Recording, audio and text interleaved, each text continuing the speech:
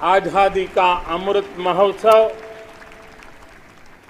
75वें स्वतंत्रता दिवस पर आप सभी को और विश्व भर में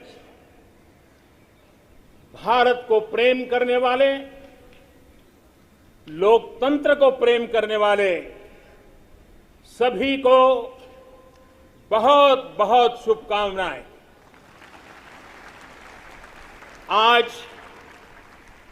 आजादी के अमृत महोत्सव के इस पावन पर्व पर देश अपने सभी स्वतंत्र सेनानियों को राष्ट्र रक्षा में अपने आप को दिन रात खपाने वाले, आहूत करने वाले वीर वीरांगनाओं को आज देश नमन कर रहा है।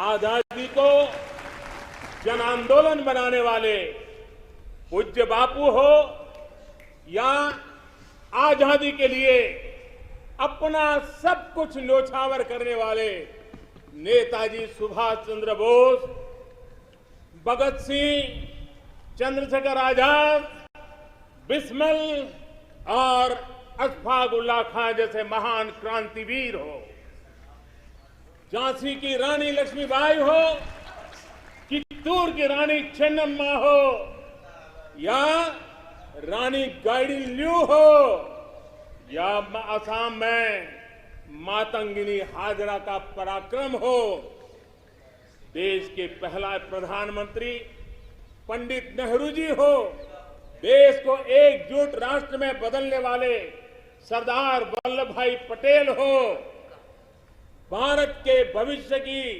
दिशा निर्धारित करने वाले, रास्ता तय कराने वाले बाबा साहब आंबेडकर सहित देश हर व्यक्तित्व को आज याद कर रहा है। देश इन सभी महापुरुषों का ऋणी है।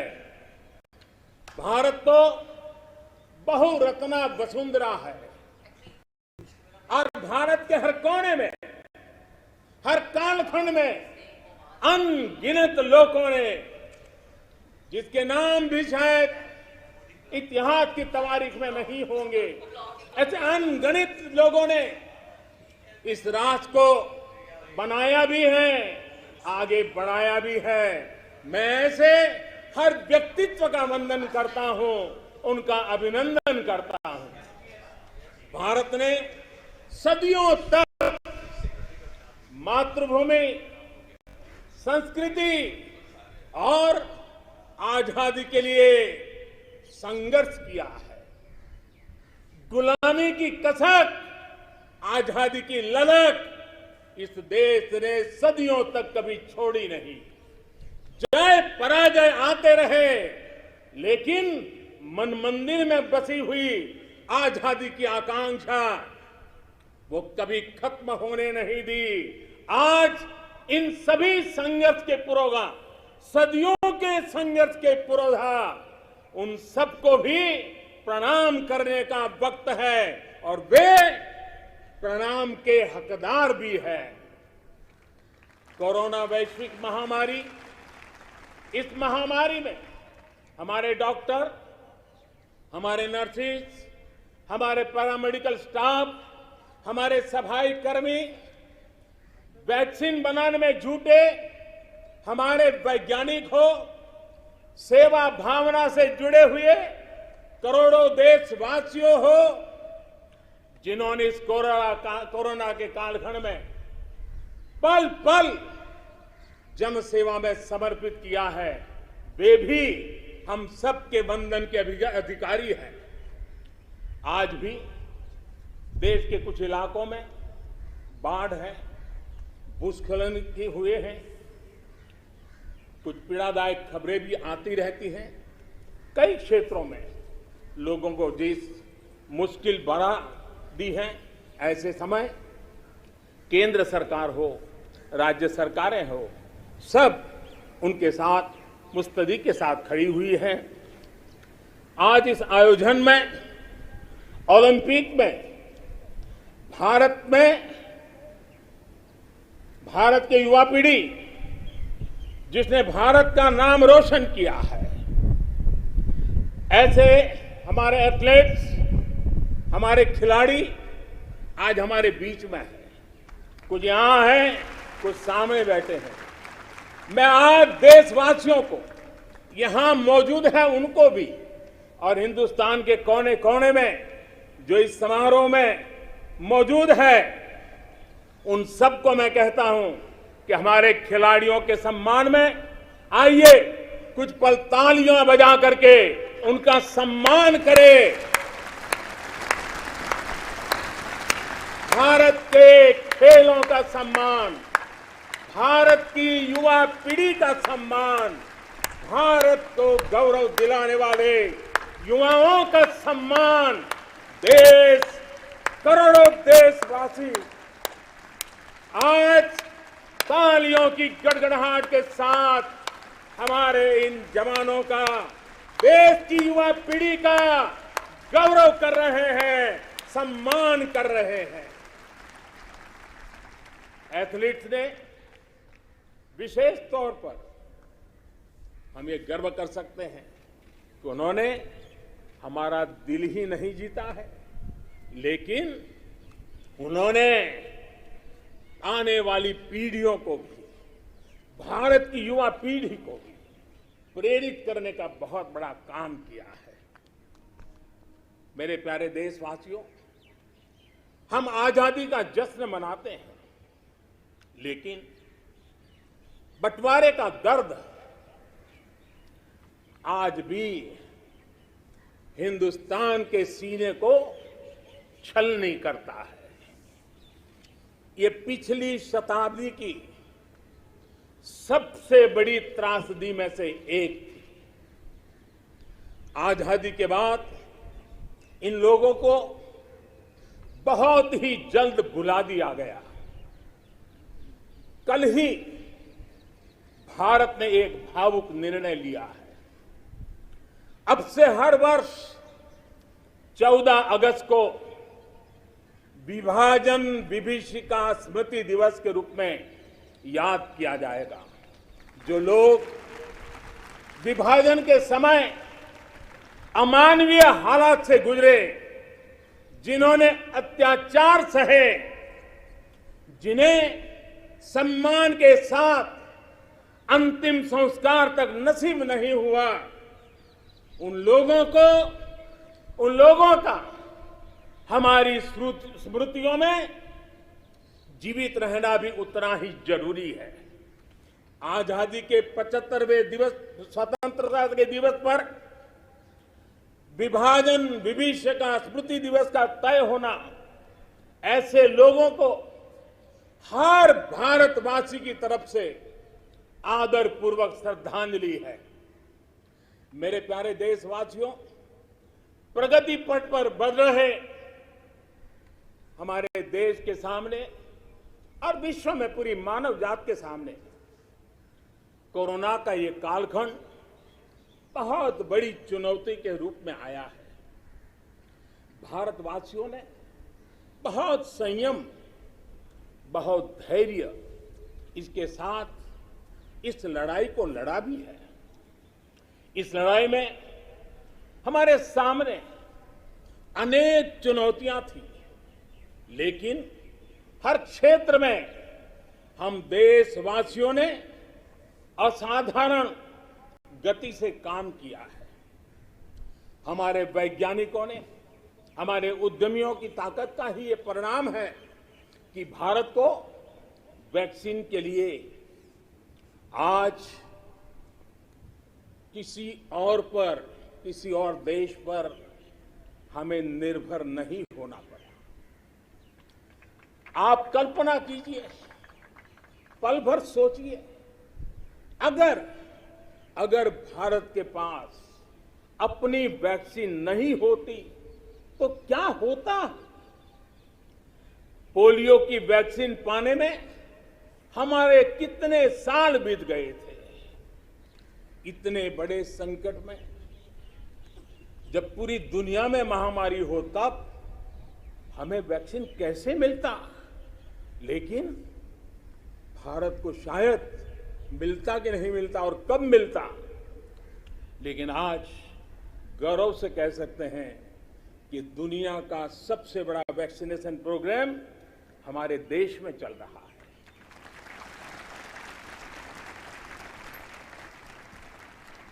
54 करोड़ से लोग, 54 करोड़ से ज्यादा लोग वैक्सीन डोज लगा चुके हैं। कोविन जैसी ऑनलाइन व्यवस्था, डिजिटल सर्टिफिकेट देने की व्यवस्था आज दुनिया को आकर्षित कर रही है। महामारी के समय भारत जिस तरह से 80 करोड़ देशवासियों को महीनों तक लगातार मुफ्त अनाज देकर के उनके गरीब के घर के चूल्हे को जलते रखा है, यह भी दुनिया के लिए एक अचरज भी है और चर्चा का विषय भी है। ये बात सही है कि अन्य देशों की तुलना में भारत में कम लोग संक्रमित हुए।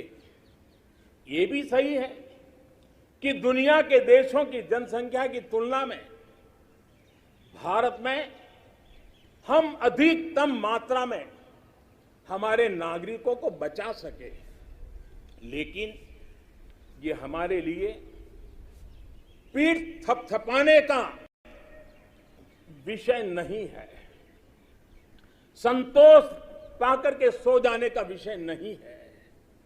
ये कहना कि कोई चुनौती नहीं थी, ये हमारे अपने विकास के आगे के रास्तों को बंद करने वाली सोच बन जाएगी।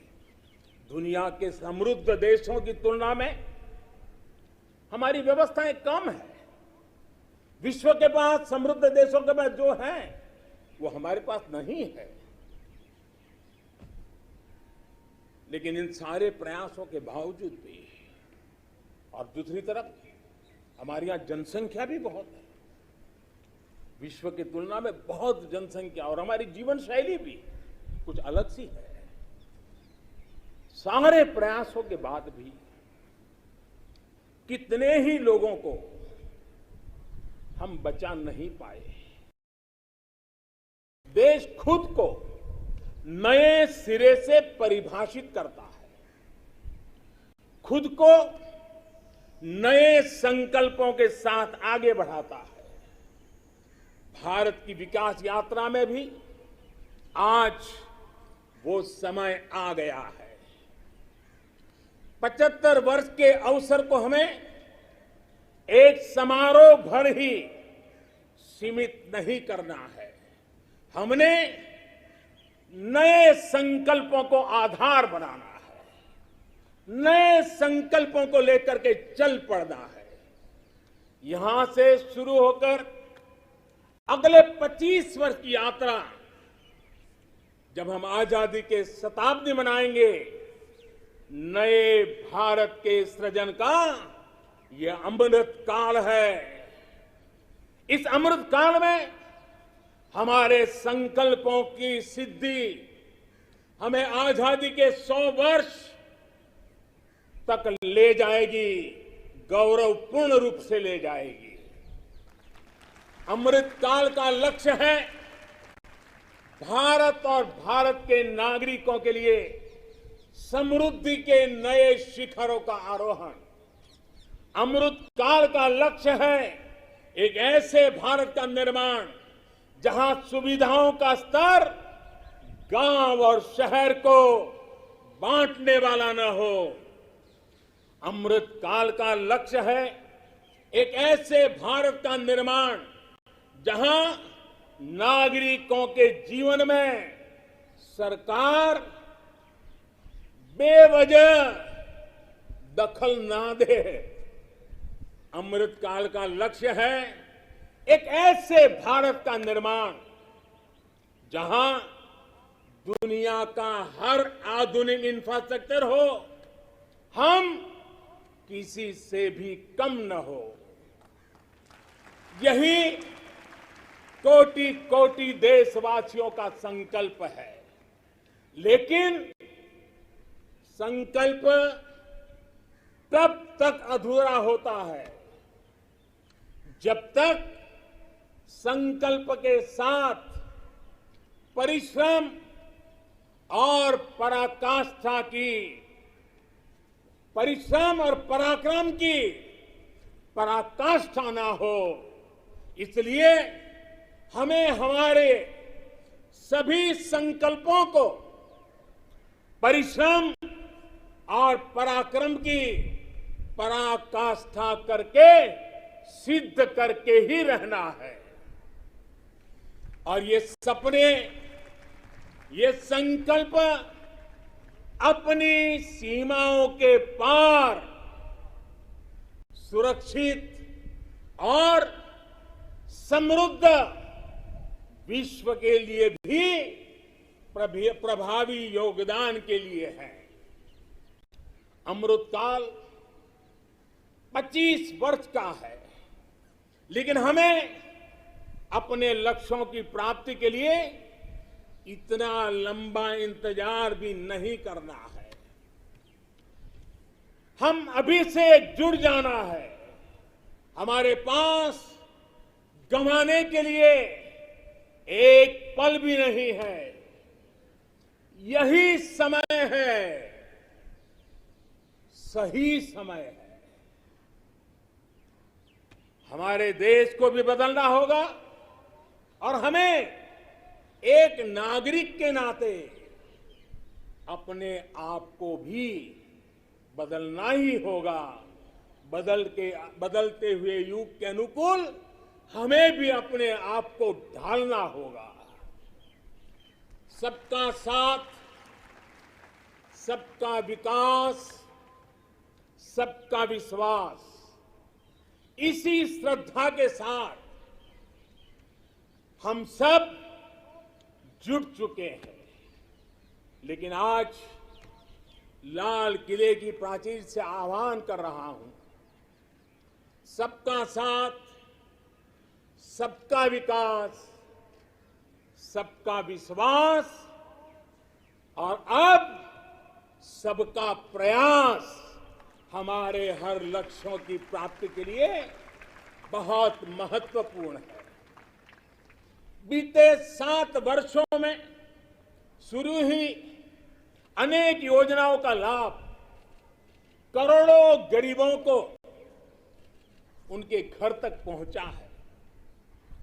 उज्ज्वला से लेकर आयुष्मान भारत की ये ताकत आज देश का हर गरीब जानता है। आज सरकारी योजनाओं की गति बढ़ी है, वो निर्धारित लक्ष्यों को प्राप्त कर रही है। पहले की तुलना में हम बहुत तेजी से बहुत आगे बढ़े, लेकिन सिर्फ बात यहां पूरी नहीं होती है। अब हमें सैचुरेशन तक जाता है, पूर्णता तक जाना है। 100% गांवों में सड़कें हो, 100% परिवारों के बैंक अकाउंट हो, 100% लाभार्थी को आयुष्मान भारत का कार्ड हो, 100% पात्र व्यक्तियों को उज्ज्वला योजना और गैस कनेक्शन हो, सरकार की बीमा योजना हो, पेंशन योजना हो, आवास योजना से हमें हर उस व्यक्ति को जोड़ना है जो उसके हकदार है। 100% का मूड बना के चलना है। आज तक हमारे यहां कभी उन साथियों के बारे में नहीं सोचा गया जो रेहड़ी लगाते हैं, पटरी पर बैठकर, फुटपाथ पर बैठकर सामान बेचते हैं, ठेला चलाते हैं। हम इन साथियों को स्वनिधि योजना के जरिए बैंकिंग व्यवस्था से जोड़ा जा रहा है। जैसे हमने बिजली 100% घरों तक पहुंचाई, जैसे हमने 100% घरों में शौचालय के निर्माण का प्रामाणिक प्रयास किया, वैसे ही हमें अब योजनाओं के सैचुरेशन का लक्ष्य लेकर के आगे बढ़ना है। और इसके लिए हमें समय सीमा बहुत दूर नहीं रखनी है। हमें कुछ ही वर्षों में अपने संकल्पों को साकार करना है। देश आज हर घर जल मिशन को लेकर के तेजी से काम कर रहा है। मुझे खुशी है कि जल जीवन मिशन के सिर्फ 2 वर्ष में 4.5 करोड़ से ज्यादा परिवारों को नल से जल मिलना शुरू हो गया, पाइप से वाटर मिलना शुरू हो गया है। करोड़ों माता बहनों का आशीर्वाद, यही हमारी पूंजी है। इस 100% का सबसे बड़ा लाभ ये होता है कि सरकारी योजना के लाभ से कोई वंचित नहीं रहता।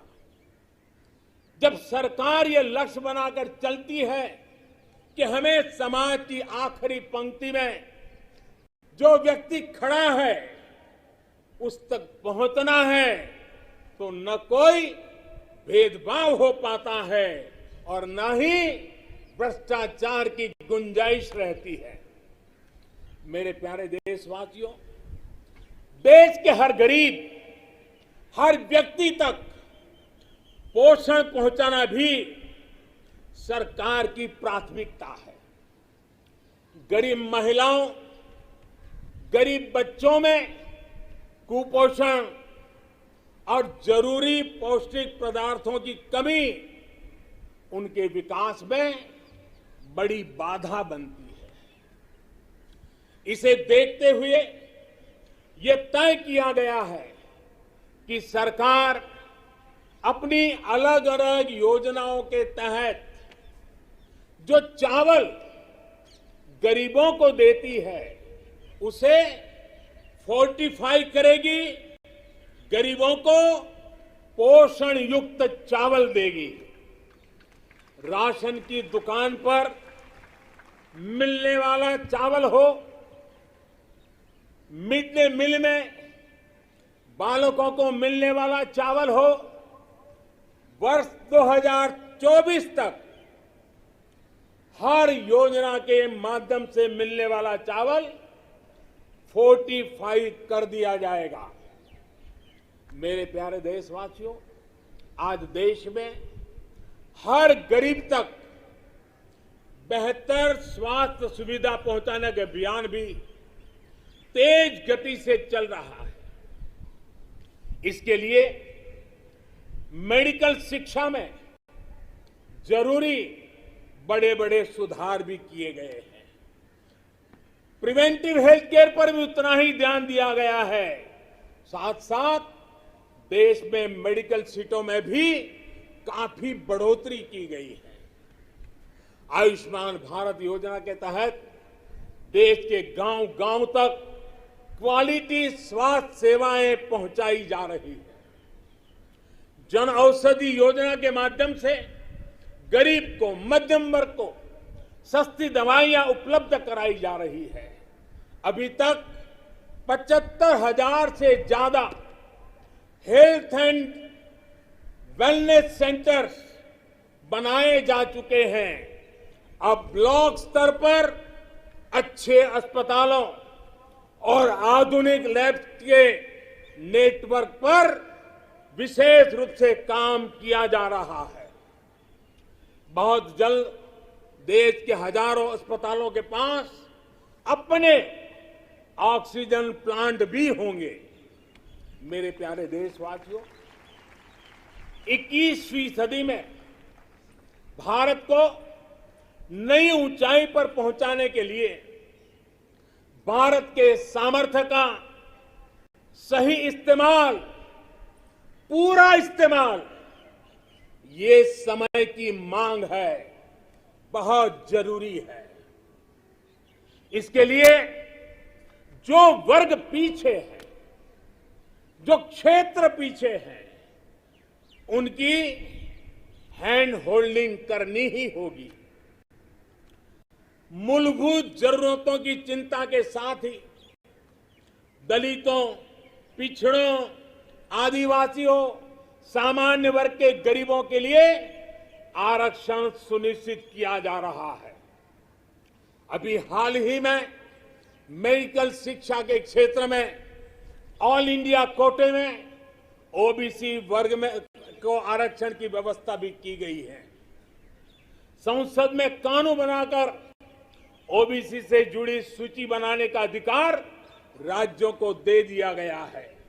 मेरे प्यारे देशवासियों, जैसे हम ये सुनिश्चित कर रहे हैं कि समाज की विकास यात्रा में कोई व्यक्ति ना छूटे, कोई वर्ग ना छूटे, वैसे ही देश का कोई भूभाग, देश का कोई कोना भी पीछे नहीं छूटना चाहिए।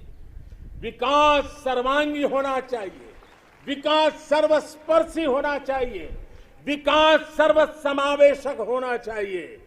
देश के ऐसे क्षेत्रों को आगे लाने के लिए पिछले 7 वर्षों में जो प्रयास किए गए हैं, अब उसे और तेजी देने की दिशा में हम आगे बढ़ रहे हैं। हमारा पूर्वी भारत, नॉर्थ ईस्ट, जम्मू कश्मीर, लद्दाख सहित पूरा हिमालय का क्षेत्र हो, हमारी कोस्टल बेल्ट या फिर आदिवासी अंचल हो, ये भविष्य में भारत के विकास का, भारत की विकास यात्रा का बहुत बड़ा आधार बनने वाले हैं।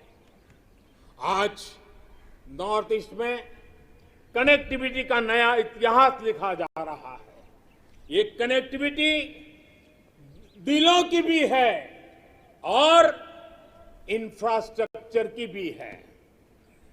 बहुत जल्द नॉर्थ ईस्ट के सभी राज्यों की राजधानियों को रेल सेवा से जोड़ने का काम पूरा होने वाला है। एक्ट ईस्ट पॉलिसी के तहत आज नॉर्थ ईस्ट बांग्लादेश, म्यांमार और दक्षिण पूर्वी एशिया से भी कनेक्ट हो रहा है।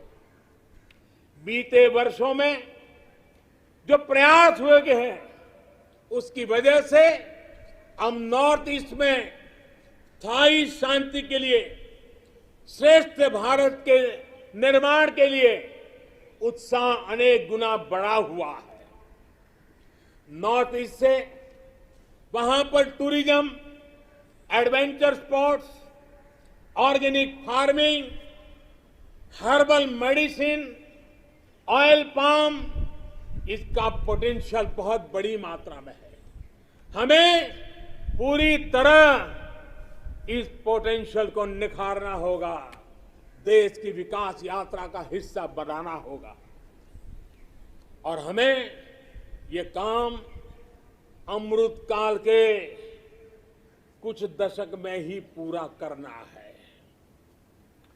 सभी के सामर्थ्य को उचित अवसर देना, यही लोकतंत्र की असली भावना है। जम्मू हो या कश्मीर, विकास का संतुलन अब जमीन पर दिख रहा है। जम्मू कश्मीर में ही डिलिमिटेशन कमीशन का गठन हो चुका है और भविष्य में विधानसभा चुनावों के लिए भी तैयारियां चल रही है। लद्दाख भी विकास की अपनी असीम संभावनाओं की तरफ आगे बढ़ चला है। एक तरफ लद्दाख आधुनिक इंफ्रास्ट्रक्चर का निर्माण होते देख रहा है, तो वहीं दूसरी तरफ सिंधु सेंट्रल यूनिवर्सिटी लद्दाख को उच्च शिक्षा का, हायर एजुकेशन का केंद्र भी बना रही है। 21वीं सदी के इस दशक में भारत ब्लू इकोनॉमी के अपने प्रयासों को और तेजी देगा। हमें एक्वा कल्चर के साथ साथ सीवीड की खेती में बने जो नई संभावना बन रही है, उन संभावनाओं का भी पूरा लाभ उठाना है।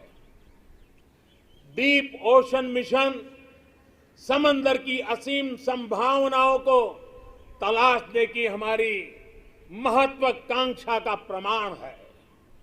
जो खनिज संपदा समंदर के में छिपी हुई है, जो थर्मल एनर्जी समंदर के पानी में है, और वो देश के विकास को नई बुलंदी दे सकती है।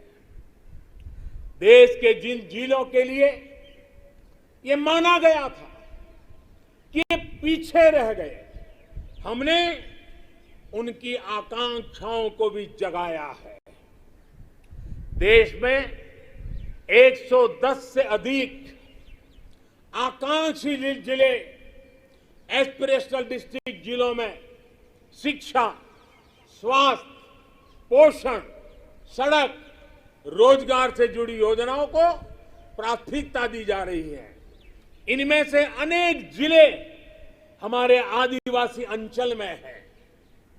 हमने इन जिलों के बीच विकास की एक तंदुरुस्त स्पर्धा का एक उत्साह पैदा किया है।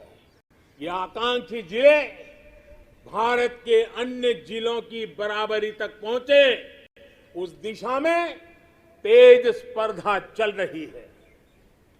मेरे प्यारे देशवासियों, अर्थ जगत में पूंजीवाद और समाजवाद, इसकी चर्चा तो बहुत होती है, लेकिन भारत सहकारवाद पर भी बल देता है। सहकारवाद हमारी परंपरा, हमारी संस्कारों के भी अनुकूल है। सहकारवाद जिसमें जनता जनार्दन की सामूहिक शक्ति का अर्थव्यवस्था की चालक शक्ति के रूप में ड्राइविंग फोर्स बने, ये देश के ग्रास रूट लेवल की इकोनॉमी के लिए एक अहम क्षेत्र है। कोऑपरेटिव ये सिर्फ कानून नियमों की जंजाल वाली एक व्यवस्था नहीं है, बल्कि कोऑपरेटिव एक स्पिरिट है, कोऑपरेटिव एक संस्कार है, एक कोऑपरेटिव एक सामूहिक चलने की मनः प्रवृत्ति है। उनका सशक्तिकरण हो, इसके लिए हमने अलग मंत्रालय बनाकर इस दिशा में कदम उठाया है। और राज्यों के अंदर जो सहकारी क्षेत्र है, उसको जितना ज्यादा बल दे सके, वो बल देने के लिए हमने ये कदम उठाया है। मेरे प्यारे देशवासियों, इस दशक में हमने गांवों में नई अर्थव्यवस्था के निर्माण के लिए पूरी शक्ति लगानी होगी। आज हम अपने गांवों को तेजी से परिवर्तित होते देख रहे हैं। बीते कुछ वर्षों में गांवों तक सड़क और बिजली की सुविधाओं को पहुंचाने के रहे थे, वो पूरा कालखंड हमारा रहा। लेकिन अब गांवों को ऑप्टिकल फाइबर नेटवर्क, डेटा की ताकत पहुंच रही है, इंटरनेट पहुंच रहा है। गांव में भी डिजिटल एंटरप्रेन्योर तैयार हो रहे हैं। गांव में जो हमारी सेल्फ हेल्प ग्रुप से जुड़ी 8 करोड़ से अधिक बहनें हैं, वो एक से बढ़कर एक प्रोडक्ट्स बनाती है। इनके प्रोडक्ट्स को देश में और विदेश में बड़ा बाजार मिले, इसके लिए अब सरकार ई कॉमर्स प्लेटफॉर्म भी तैयार करेगी। आज जब देश वोकल फॉर लोकल के मंत्र के साथ आगे बढ़ रहा है, तो ये डिजिटल प्लेटफॉर्म महिला सेल्फ हेल्प ग्रुप के उत्पादों को देश के दूर दराज क्षेत्रों में भी और विदेशों में भी लोगों से जोड़ेगा और उनका फलक बहुत विस्तृत होगा। कोरोना के दौरान देश ने टेक्नोलॉजी की ताकत और हमारे वैज्ञानिकों का सामर्थ्य और उनकी प्रतिबद्धता को देखा है।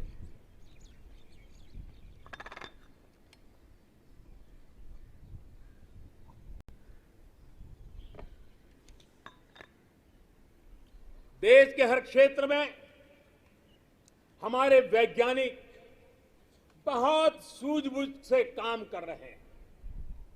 अब समय आ गया है कि हम अपने कृषि क्षेत्र में भी वैज्ञानिकों की क्षमताओं और उनके सुझावों को भी हमारे एग्रीकल्चर सेक्टर में जोड़ें। अब हम ज्यादा इंतजार नहीं कर सकते हैं और हमें इसका पूरा लाभ भी उठाना है। ये देश को खाद्य सुरक्षा देने के साथ फल, सब्जियां और अनाज का उत्पादन बढ़ाने में बहुत बड़ी मदद मिलेगी और हम विश्व तक पहुंचने के लिए अपने आप को मजबूती से आगे बढ़ाएंगे। इन प्रयासों के बीच हमें कृषि सेक्टर की एक बड़ी चुनौती की भी और ध्यान देना है। ये चुनौती है गांव के लोगों के पास कम होती जमीन। बढ़ती हुई आबादी के साथ परिवार में जो बंटवारे हो रहे हैं उसकी वजह से किसानों की जमीन छोटी छोटी से छोटी होती जा रही है। देश के 80% से ज्यादा किसान ऐसे हैं जिनके पास 2 हेक्टेयर से भी कम जमीन है। 2 हेक्टेयर से भी कम।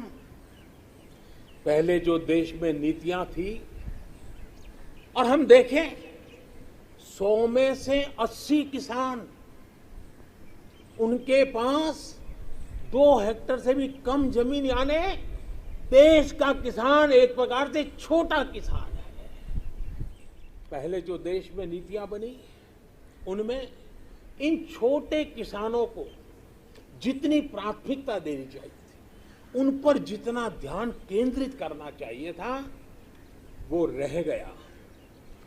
अब देश में इन्हीं छोटे किसानों को ध्यान में रखते हुए कृषि सुधार किए जा रहे हैं, निर्णय लिए जा रहे हैं। फसल बीमा योजना में सुधार हो, एमएसपी को 1.5 गुना करने का बड़ा महत्वपूर्ण निर्णय हो, छोटे किसानों को किसान क्रेडिट कार्ड से सस्ते दर से बैंक से कर्ज मिले इसकी व्यवस्था हो, सोलर पावर से जुड़ी योजनाएं खेत तक पहुंचाने की बात हो, किसान उत्पादक संगठन हो। ये सारे प्रयास छोटे किसानों की ताकत बढ़ाएंगे। आने वाले समय में ब्लॉक लेवल तक वेयर हाउस की फैसिलिटी क्रिएट करने का भी अभियान चलाया जाएगा। हर छोटे किसानों के छोटे छोटे खर्च को ध्यान में रखते हुए पीएम किसान सम्मान निधि योजना चलाई जा रही है। 10 करोड़ से अधिक किसान परिवारों के बैंक खातों में अब तक 1.5 लाख करोड़ से ज्यादा रकम सीधी उनके खाते में जमा करा दी गई है। छोटा किसान अब हमारे लिए, हमारा मंत्र है, हमारा संकल्प है, छोटा किसान बने देश की शान। छोटा किसान बने देश की शान, ये हमारा सपना है। आने वाले वर्षों में हमें देश के छोटे किसानों की सामूहिक शक्ति को और बढ़ाना होगा, नई सुविधाएं देनी होगी। आज देश के 70 से ज्यादा रेल रूटों पर किसान रेल चल रही है। किसान रेल छोटे किसानों को अपने उत्पाद का कम कीमत, ट्रांसपोर्टेशन का खर्चा कम हो, इस पर दूर दराज के इलाकों में वो इस आधुनिक सुविधा के साथ अपने उत्पाद पहुंचा सकता है। कमलम हो या शाही लीची, भूत जलोकिया मिर्च हो या काला चावल या हल्दी, अनेकों उत्पाद अब दुनिया के अलग अलग देशों में भेजे जा रहे हैं। आज देश को खुशी होती है जब भारत की मिट्टी में पैदा हुई चीजों की सुगंध दुनिया के अलग अलग देशों तक पहुंच रही है। भारत के खेत से निकली सब्जियां और खाद्यान्न से आज दुनिया का टेस्ट बन रहा है। मेरे प्यारे देशवासियों, कैसे आज गांवों के सामर्थ्य को बढ़ाया जा रहा है, उसका एक उदाहरण है स्वामित्व योजना। हम सब जानते हैं कि गांवों में जमीन की जमीन की कीमत का क्या हल होता है। जमीन पर उनको बैंकों से कोई कर्ज नहीं मिलता है, खुद जमीन के मालिक होने के बावजूद भी, क्योंकि गांव में जमीनों के कागज पर कई कई पीढ़ियों से कोई काम नहीं हुआ है। लोगों के पास इसकी व्यवस्था नहीं है। इस स्थिति को बदलने का काम आज स्वामित्व योजना कर रही है। आज गांव-गांव हर एक घर की, हर जमीन की ड्रोन के जरिए मैपिंग हो रही है। गांव की जमीनों के डेटा और संपत्ति के कागज ऑनलाइन अपलोड हो रहे हैं। इससे न सिर्फ गांवों में जमीन से जुड़े विवाद समाप्त हो रहे हैं, बल्कि गांव के लोगों को बैंक से आसानी से लोन भी मिलने की व्यवस्था निर्माण हुई है। गांव गरीब की जमीनें विवाद का नहीं, विकास का आधार बने। देश आज उस दिशा में बढ़ रहा है। मेरे प्यारे देशवासियों, स्वामी विवेकानंद जी जब भारत के भविष्य की बात करते थे, अपनी आंखों के सामने मां भारती की भव्यता का जब वो दर्शन करते थे, तब वो कहते थे, जहां तक हो सके अतीत की ओर देखो, जहां तक हो सके अतीत की ओर देखो। पीछे जो चीर नूतन झरना बह रहा है, पीछे जो चीर नूतन झरना बह रहा है, आकंठ उसका जल पियो। और उसके बाद देखिए स्वामी विवेकानंद जी की विशेषता, उसके बाद सामने की ओर देखो, आगे बढ़ो और भारत को पहले से भी कहीं ज्यादा उज्जवल, महान, श्रेष्ठ बनाओ। आजादी के 75वें वर्ष में हमारा दायित्व है कि अब हम देश के असीम सामर्थ्य पर विश्वास करते हुए आगे बढ़े। हमें मिलकर काम करना होगा नेक्स्ट जनरेशन इंफ्रास्ट्रक्चर के लिए। हमें मिलकर काम करना होगा वर्ल्ड क्लास मैन्युफैक्चरिंग के लिए। हमें मिलकर काम करना होगा कटिंग एज इनोवेशंस के लिए। हमें मिलकर काम करना होगा न्यू एज टेक्नोलॉजी के लिए। मेरे प्यारे देशवासियों, आधुनिक विश्व में प्रगति की बुनियाद आधुनिक इंफ्रास्ट्रक्चर पर खड़ी होती है। ये मध्यम वर्ग की आवश्यकताओं, आकांक्षाओं की भी पूर्ति करते हैं। कमजोर इंफ्रास्ट्रक्चर का बहुत बड़ा नुकसान विकास की गति को भी होता है, शहरी मध्यम वर्ग को भी होता है। मेरे प्यारे देशवासियों, इसी बात को समझते हुए जल, थल, नभ हर क्षेत्र में देश ने असाधारण स्पीड और स्केल पर काम करके दिखाया है।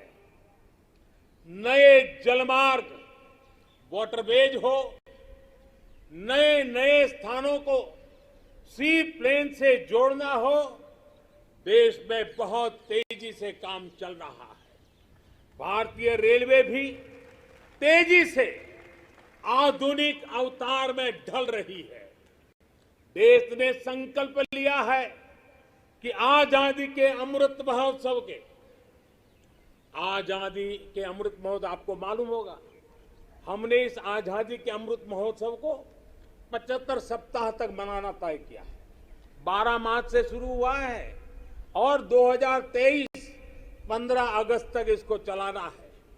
उत्साह भर से आगे बढ़ना है और इसलिए देश ने एक बहुत महत्वपूर्ण फैसला लिया है। आजादी के अमृत महोत्सव के 75 सप्ताह में, इन 75 सप्ताह में 75 वंदे भारत ट्रेनें देश के हर कोने को आपस से जोड़ करके रही होगी। आज जिस गति से देश में नए एयरपोर्ट का निर्माण हो रहा है, उड़ान योजना दूर दराज के इलाकों को जोड़ रही है, यह अभूतपूर्व है। आज हम देख रहे हैं कि कैसे बेहतर एयर कनेक्टिविटी लोगों के सपनों को नई उड़ान देती है। मेरे प्यारे देशवासियों, भारत को आधुनिक इंफ्रास्ट्रक्चर के साथ ही इंफ्रास्ट्रक्चर निर्माण में होलिस्टिक अप्रोच, इंटीग्रेटेड अप्रोच अपनाने की बहुत जरूरत है। भारत आने वाले कुछ ही समय में प्रधानमंत्री गति शक्ति का नेशनल मास्टर प्लान, उसको देश के सामने करोड़ों देशवासियों को सपना करने वाली एक बहुत बड़ी योजना लेकर के हम आपके सामने आने वाले हैं, उसको लॉन्च करने वाले हैं। 100 लाख करोड़ से भी अधिक की योजना लाखों नौजवानों के लिए रोजगार के नए अवसर लेकर के आने वाली है। गति शक्ति हमारे देश के लिए एक ऐसा नेशनल इंफ्रास्ट्रक्चर मास्टर प्लान होगा जो होलिस्टिक इंफ्रास्ट्रक्चर की नींव रखेगा, हमारी इकोनॉमी को एक इंटीग्रेटेड और होलिस्टिक पाथवे देगा। अभी हम देखते हैं कि हमारे ट्रांसपोर्ट के साधनों में कोई तालमेल नहीं होता।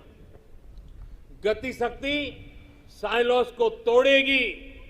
भविष्य के रास्ते से हम इन सब रोड़ों को, जितनी कठिनाइयां हैं, उनको हटाएगी। इससे सामान्य मानकीय के लिए ट्रैवल टाइम में कमी आएगी और हमारी इंडस्ट्री की प्रोडक्टिविटी और भी बढ़ेगी। गति शक्ति हमारे लोकल मैन्युफैक्चरर्स को ग्लोबली कॉम्पिटिटिव करने में भी बहुत बड़ी मदद करेगी और इससे फ्यूचर इकोनॉमिक जोन्स के निर्माण की नई संभावनाएं भी विकसित होगी।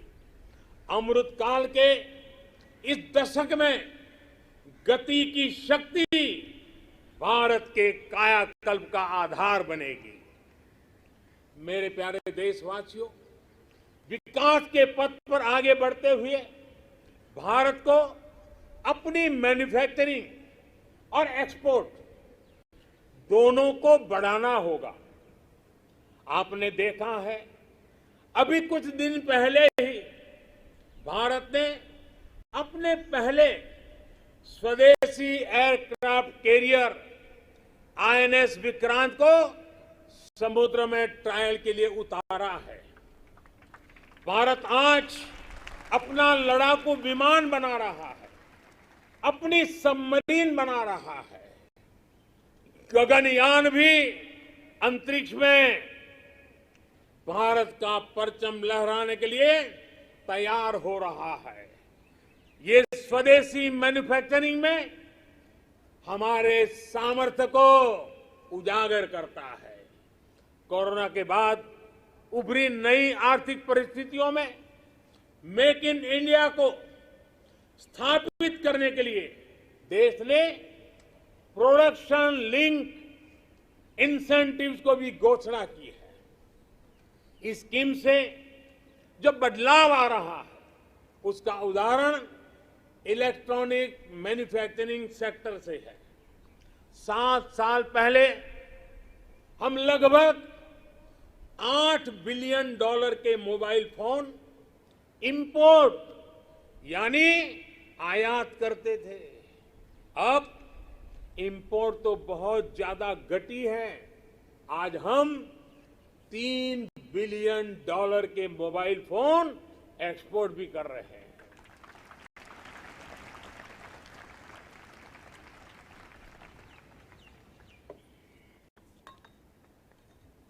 आज जब हमारे मैन्युफैक्चरिंग सेक्टर को गति मिल रही है तो हमें ये ध्यान रखना है कि हम भारत में जो बनाएं उसे हमें बेस्ट क्वालिटी के साथ ग्लोबल कंपटीशन में टिके और हो सके तो एक कदम आगे बढ़ें, ये तैयारी करनी है और ग्लोबल मार्केट को हमने टारगेट करना है। देश के सभी मैन्युफैक्चरर्स को मैं आग्रहपूर्वक कहना चाहूंगा, हमारे मैन्युफैक्चरर्स को इस बात को कभी नहीं भूलना होगा कि आप जो प्रोडक्ट बाहर बेचते हैं वो सिर्फ आपकी कंपनी के द्वारा बनाया हुआ सिर्फ एक पुर्जा नहीं है, एक प्रोडक्ट नहीं है। उसके साथ भारत की पहचान जुड़ी होती है, भारत की प्रतिष्ठा जुड़ी होती है, भारत के कोटि कोटि लोगों का विश्वास जुड़ा होता है। मेरे प्यारे देशवासियों, मैं इसलिए मैन्युफैक्चरर्स को कहता हूं, आपका हर एक प्रोडक्ट भारत का ब्रांड एम्बेसडर है। जब तक वो प्रोडक्ट इस्तेमाल में ले आया जाता रहेगा, उसे खरीदने वाला कहेगा, बड़े गर्व से कहेगा, सीना तान करके कहेगा, हाँ ये मेड इन इंडिया है। ये मिजाज चाहिए। अब आपके मन में दुनिया के मार्केट में छा जाने का सपना होना चाहिए। इस सपने को पूरा करने के लिए सरकार हर तरह से आपके साथ खड़ी है। मेरे प्यारे देशवासियों, आज देश के अलग अलग सेक्टर्स और देश के छोटे शहरों में भी, टियर 2, टियर 3 सिटीज में भी नए नए स्टार्टअप बन रहे हैं। उनकी भारतीय प्रोडक्ट्स को अंतर्राष्ट्रीय बाजार में जाने में बड़ी भूमिका भी है।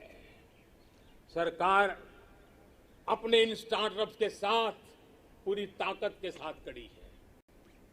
उन्हें आर्थिक मदद देना हो, टैक्स में छूट देना हो, उनके लिए नियमों को सरल बनाना हो, सब कुछ किया जा रहा है। हमने देखा है कोरोना के इस कठिन काल में ही हजारों नए स्टार्टअप्स उभर करके आए हैं। बड़ी सफलता से वे आगे बढ़ रहे हैं। कल के स्टार्टअप आज के यूनिकॉर्न बन रहे हैं। इनकी मार्केट वैल्यू हजारों करोड़ रुपए तक पहुंच रही है।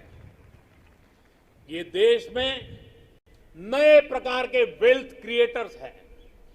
ये अपने यूनिक आइडियाज की शक्ति से अपने पैरों पर खड़े हो रहे हैं, आगे बढ़ रहे हैं और दुनिया को छा जाने का सपना लेकर के चल रहे हैं। इस दशक में भारत के स्टार्टअप इकोसिस्टम, इसको हम पूरी दुनिया में सर्वश्रेष्ठ बनाएं। हमें इस दिशा में काम करना है, हमें रुकना नहीं है। मेरे प्यारे देशवासियों, बड़े परिवर्तन लाने के लिए, बड़े रिफॉर्म के लिए राजनीतिक इच्छा शक्ति, पॉलिटिकल विल की जरूरत होती है। आज दुनिया देख रही है कि भारत में राजनीतिक इच्छा शक्ति की कोई कमी नहीं है। रिफॉर्म्स को लागू करने के लिए गुड और स्मार्ट गवर्नेंस चाहिए। आज दुनिया इस बात की भी साक्षी है कि कैसे भारत अपने यहां गवर्नेंस का नया अध्याय लिख रहा है। अमृत काल के इस दशक में हम नेक्स्ट जनरेशन रिफॉर्म्स को, और उसमें हमारी प्राथमिकता होगी नागरिकों को जो कुछ मिलना चाहिए, जो सर्विस डिलीवरी है, वो लास्ट माइल तक, लास्ट व्यक्ति तक सीमलेसली, बिना झिझक, बिना कठिनाई से उसको पहुंचे।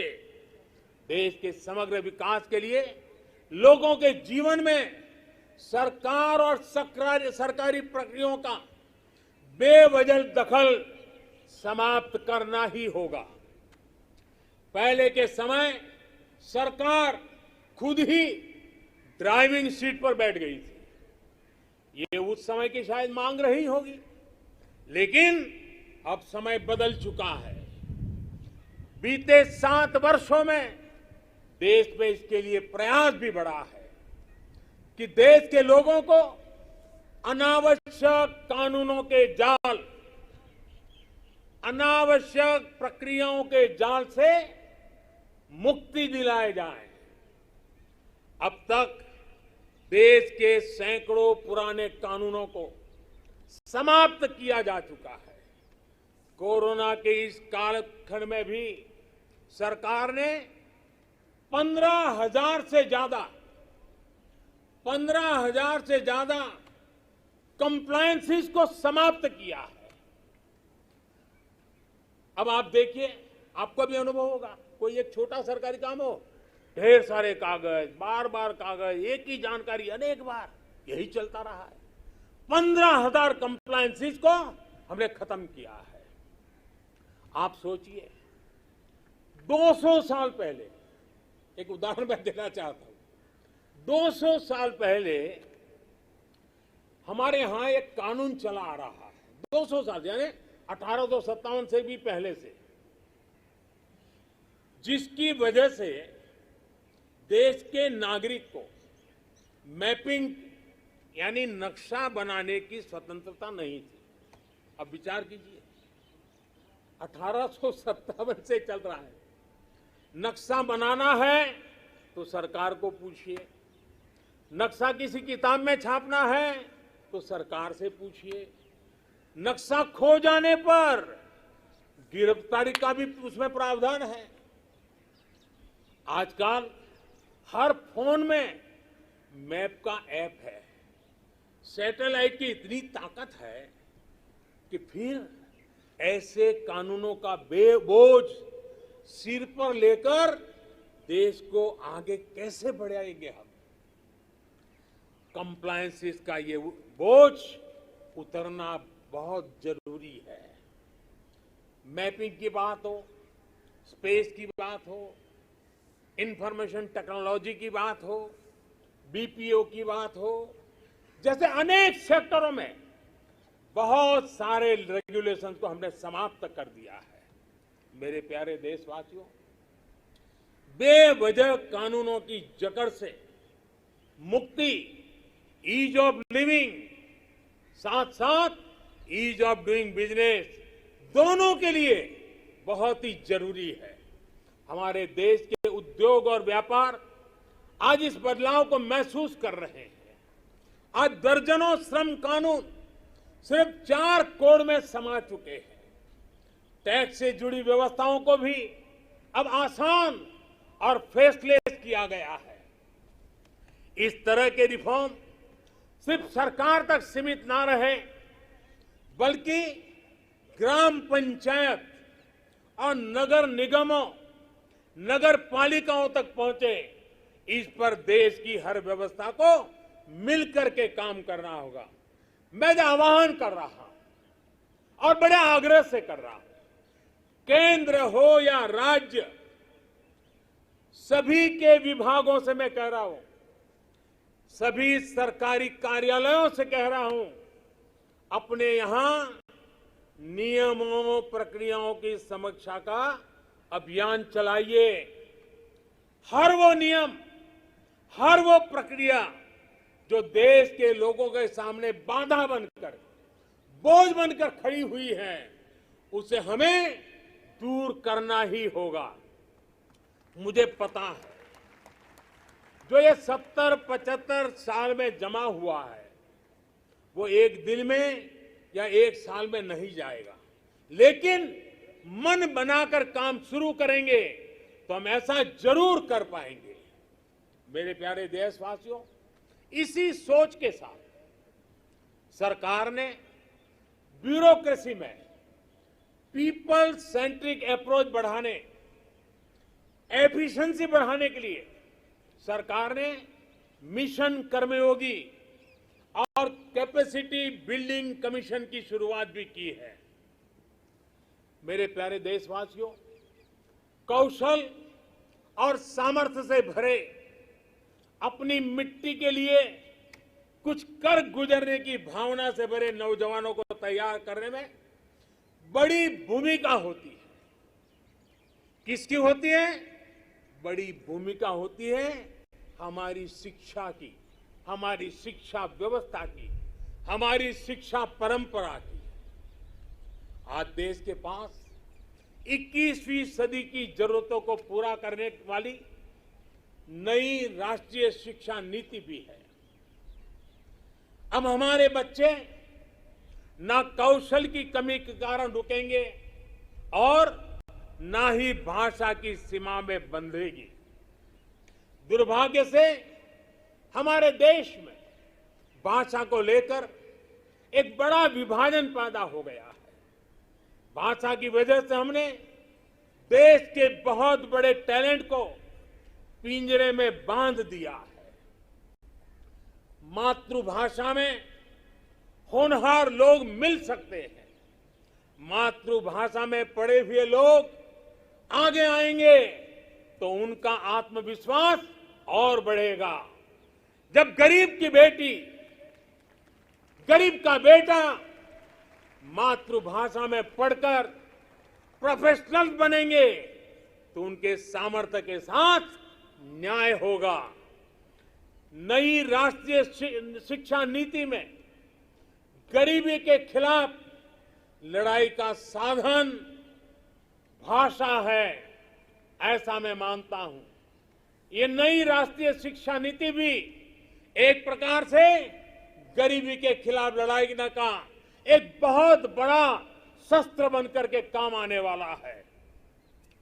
गरीबी से जंग जीतने का आधार भी मातृभाषा की शिक्षा है, मातृभाषा की प्रतिष्ठा है, मातृभाषा का महात्म्य है।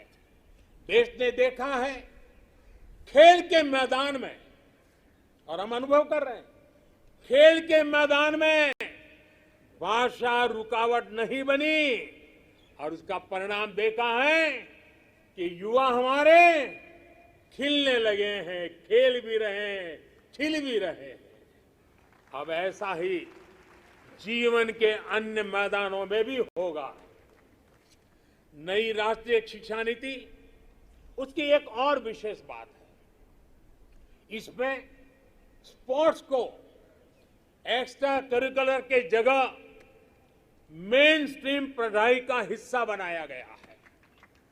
जीवन को आगे बढ़ाने में जो भी प्रभावी माध्यम है उनमें एक स्पोर्ट्स भी है।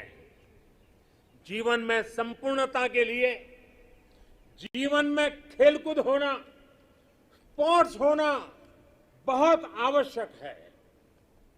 एक समय था जब खेलकूद की मुख्य धारा नहीं समझा जाता था। मां बाप भी बच्चों से कहते थे कि खेलते ही रहोगे तो जीवन बर्बाद कर लोगे। अब देश में फिटनेस को लेकर, स्पोर्ट्स को लेकर एक जागरूकता आई है। इस बार ओलंपिक में भी हमने देखा है, हमने अनुभव किया है। ये बदलाव हमारे देश के लिए एक बहुत बड़ा टर्निंग पॉइंट है। इसलिए आज देश में खेलों में टैलेंट, टेक्नोलॉजी और प्रोफेशनलिज्म लाने के जो अभियान चल रहा है, इस दशक में हमें उसे और तेज करना है और व्यापक करना है। ये देश के लिए गौरव की बात है कि शिक्षा हो या खेल, बोर्ड्स के नतीजे हो या ओलंपिक का मैदान, हमारी बेटियां आज अभूतपूर्व प्रदर्शन कर रही है। आज भारत की बेटियां अपना स्पेस लेने के लिए आतुर है। हमें यह सुनिश्चित करना है कि हर कैरियर और कार्य क्षेत्र में महिलाओं की समान सहभागिता हो। हमें यह सुनिश्चित करना है कि सड़क से लेकर वर्क प्लेस तक में हर जगह पे महिलाओं में सुरक्षा का एहसास हो, सम्मान का भाव हो। इसके लिए देश के शासन प्रशासन को, पुलिस और न्याय व्यवस्था को, नागरिकों को अपनी 100% जिम्मेदारी निभानी है। इस संकल्प को हमें आजादी के 75 साल का संकल्प बनाना है। आज मैं खुशी देशवासियों से साझा कर रहा हूं। मुझे लाखों बेटियों के संदेश मिलते थे कि वो भी सैनिक स्कूल में पढ़ना चाहती हैं। उनके लिए भी सैनिक स्कूलों के दरवाजे खोले जाएं। 2-2.5 साल पहले मिजोरम के सैनिक स्कूल में पहली बार बेटियों को प्रवेश देने का हमने एक छोटा सा प्रयोग प्रारंभ किया था।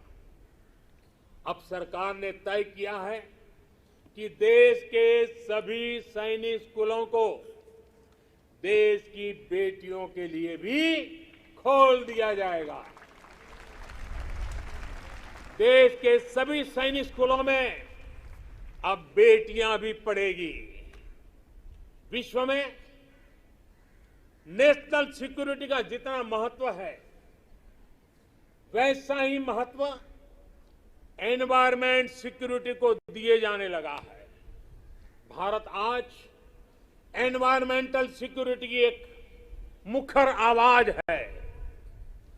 आज बायोडायवर्सिटी हो या लैंड न्यूट्रलिटी, क्लाइमेट चेंज हो या वेस्ट रिसाइकलिंग, ऑर्गेनिक फार्मिंग हो या वेस्ट रिसाइकलिंग, ऑर्गेनिक फार्मिंग हो या गोबरधन से बायोगैस हो और एनर्जी कंजर्वेशन हो या क्लीन एनर्जी ट्रांजिशन, पर्यावरण की दिशा में भारत के प्रयास आज परिणाम दे रहे हैं।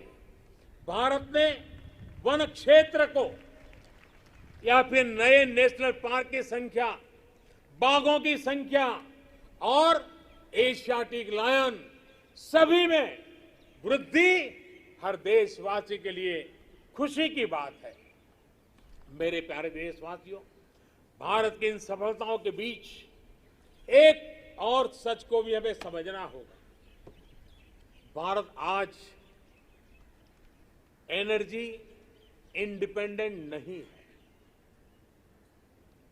भारत आज एनर्जी इंपोर्ट के लिए सालाना 12 लाख करोड़ रुपए से भी अधिक खर्च करता है। भारत की प्रगति के लिए, आत्मनिर्भर भारत बनाने के लिए भारत का एनर्जी इंडिपेंडेंट होना समय की मांग है, अनिवार्य है। इसलिए आज भारत को यह संकल्प लेना होगा कि हम आजादी के 100 साल होने से पहले भारत को एनर्जी इंडिपेंडेंट बनाएंगे। और इसके लिए हमारा रोड मैप बहुत स्पष्ट है। गैस बेस्ड इकोनॉमी है, देश भर में सीएनजी पीएनजी का नेटवर्क हो, 20% इथेनॉल ब्लेंडिंग का टारगेट हो। भारत एक तय लक्ष्य के साथ आगे बढ़ रहा है। भारत ने इलेक्ट्रिक मोबिलिटी की तरफ भी कदम बढ़ाया है और रेलवे के 100% इलेक्ट्रिफिकेशन पर भी काम तेज गति से आगे बढ़ रहा है। भारतीय रेलवे ने 2030 तक नेट जीरो कार्बन एमिटर बनने का लक्ष्य रखा है। इन सारे प्रयासों के साथ ही देश मिशन सर्कुलर इकोनॉमी इस पर भी बल दे रहा है। हमारी व्हीकल स्क्रैप पॉलिसी इसका एक बड़ा उदाहरण है। आज G20 के जो देशों का समूह है, उसमें भारत एकमात्र देश ऐसा है जो अपने क्लाइमेट गोल्स को प्राप्त करने की दिशा में तेजी से आगे बढ़ रहा है। भारत ने इस दशक के अंत तक रिन्यूएबल एनर्जी के 450 गीगावाट का लक्ष्य तय किया है। 2030 तक 450 गीगावाट। इसमें से 100 गीगावाट के लक्ष्य को भारत ने तय समय से पहले हासिल कर लिया है। हमारे ये प्रयास